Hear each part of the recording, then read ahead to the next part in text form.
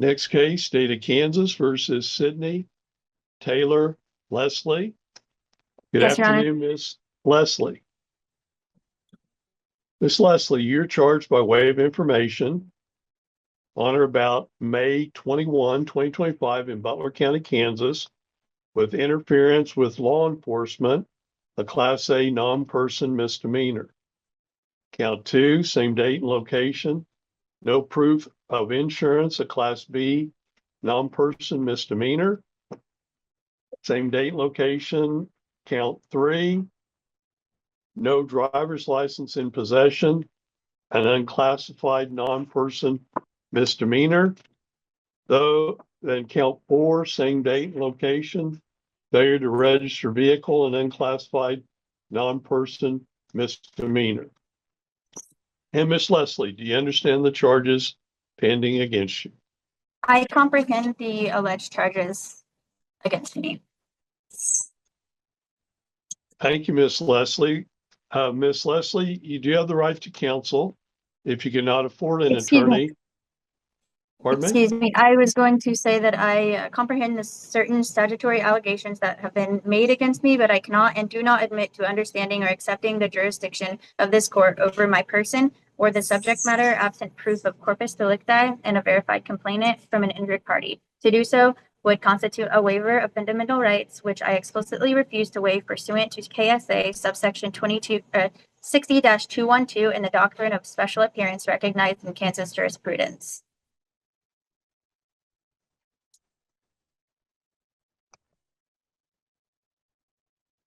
Okay. You do have the right to counsel. If you cannot afford an attorney, one would be appointed to represent you. And Miss Leslie, are you currently employed?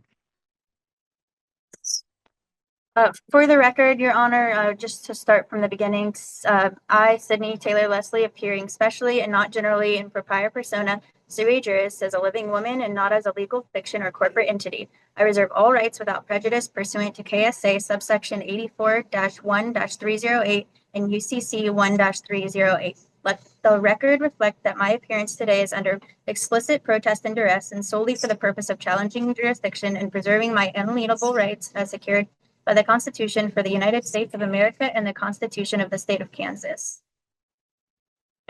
And Your Honor, before these proceedings advance further, I must respectfully challenge this court's jurisdiction in toto and move for immediate dismissal of all charges. I hereby invoke the burden-shifting doctrine established in State v. Shepard in 2009 and State v. Seams in 2004, which places the affirmative burden upon the prosecution to establish by sworn non-hearsay allegations within the four corners of a valid charging instrument that every element of the alleged offense and my commission thereof has been properly established.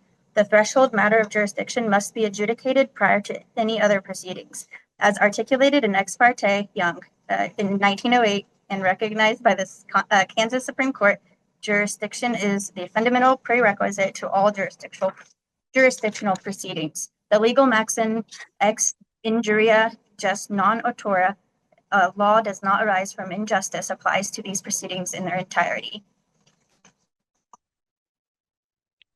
Okay, and the court finds that Miss Leslie is appearing as a sovereign citizen before the court, and the court once again. I object to any of that derogatory. It's very biased.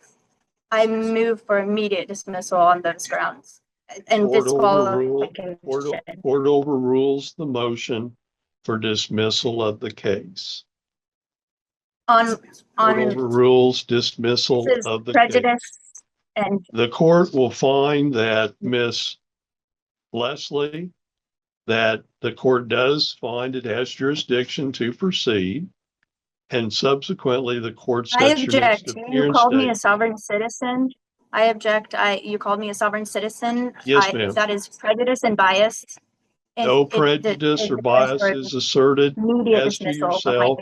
However, the court, as opposed to trying to write down docket notes to that effect, is just recognizing what you are advising the court, that the court has no jurisdiction over you, and based on your statement made to the court. Subsequently, the court does find you've posted a $3,000 cash bond. $3,000 cash bond has been made. Court does accept the same.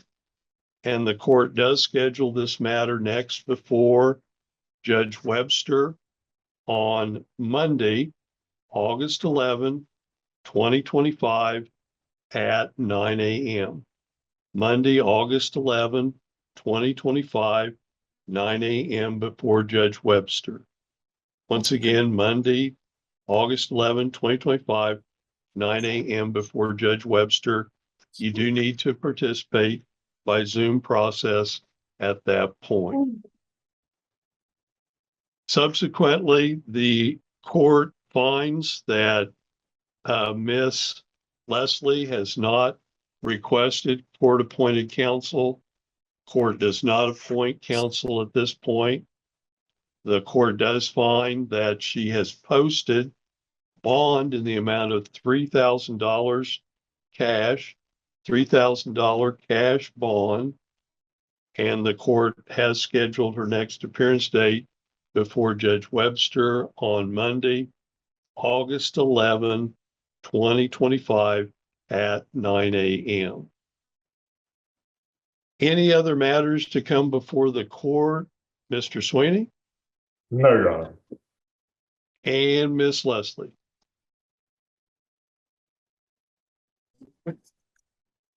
Your Honor, my jurisdictional challenge is predicated upon multiple independent grounds, each sufficient to warrant dismissal. First, I challenge personal jurisdiction pursuant to Kansas Rule of Civil Procedure.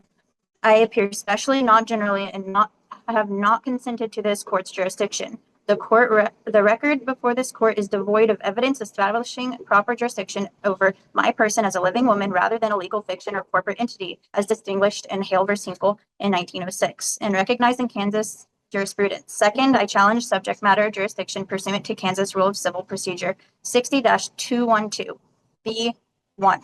No verified complainant from any injured party has been filed as required by KSA subsection 22-2301 in Butler County Local Rule 3.1. The perpetrated charges arise from actions of agents of the state acting under a color of law, not from a legitimate controversy between adversarial parties withstanding as required by Article 3 jurisprudence, jurisprudential principles adopted by Kansas courts in State ex rel. Morrison versus Celebius. Third, I challenge territorial jurisdiction. The alleged incident occurred after I had ceased operating my conveyance and was exercising my unalienable right to travel, placing it outside the territorial jurisdiction of traffic enforcement under KSA subsection 8-244, which by its plain language applies only to licensees who have voluntarily entered the regulatory framework. Fourth, the prosecution cannot establish the corpus delicti of the alleged offenses. As held by the Kansas Supreme Court in State v. Stern in 2015, the corpus delicti rule serves as a safeguard against convictions based on false confessions or statements. One cannot interfere with a peace officer absent of officer's lawful execution of duties. Where the initial detention was unlawful, as it was here due to lack of probable cause, there can be no derivative crime or of interference. Fifth, the refusal to provide identification is not a crime in Kansas, absent specific statutory circumstances not present here today. This is in support by Brown versus Texas in 1979. The Supreme Court held that detaining a person solely to obtain identification violates the Fourth Amendment absent reasonable suspicion of criminal activity. The principle has been recognized and applied by Kansas courts. In one moment, please, while I gather another statement.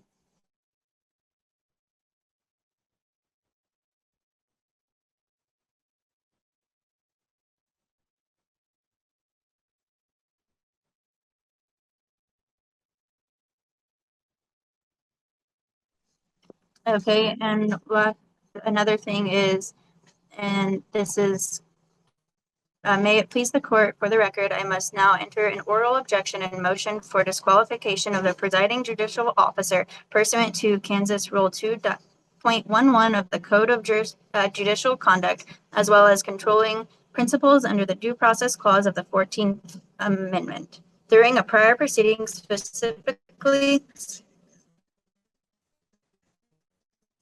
that's proceeding, specifically, this court referred to me by the term sovereign citizen, a pejorative classification which carries with its government manufactured implications of extremism, frivolous, and legal irrelevance. This label, unprovoked and unsupported by any factual predicate, constitutes a stigmatizing judicial characterization that violates my right to a neutral and detached tribunal. The use of that term demonstrates either a prejudiced bias or a judicial predisposition toward delegating the substance of my legal posture. As the Kansas Supreme Court has held, even the appearance of partially mandates recusal, and here the record reflects actual prejudice in open court.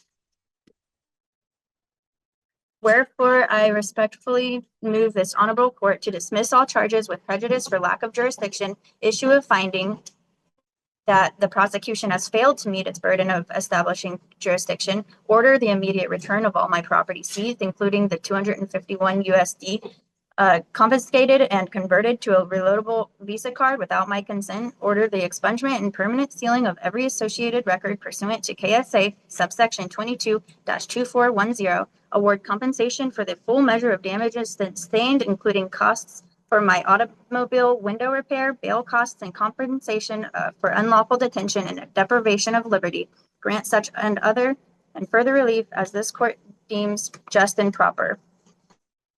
The breaking of my automobile window without warrant or probable cause of a search and confiscation of my currency constitutes violations of clearly established rights for which the law provides remedies pursuant to the maxim ubi jus ibi ridium, where there is a right, there is a remedy.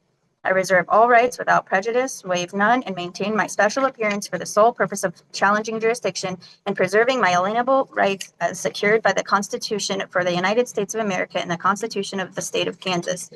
And thank you for hearing me. I do appreciate you, Your Honor, and thank you for your time. And once again, matter is set before Judge Webster on Monday, August 11, 2025, 9 a.m. by Zoom. There being nothing further to come before the court is in recess, and have a good day, Miss Leslie. Thank you, Your Honor.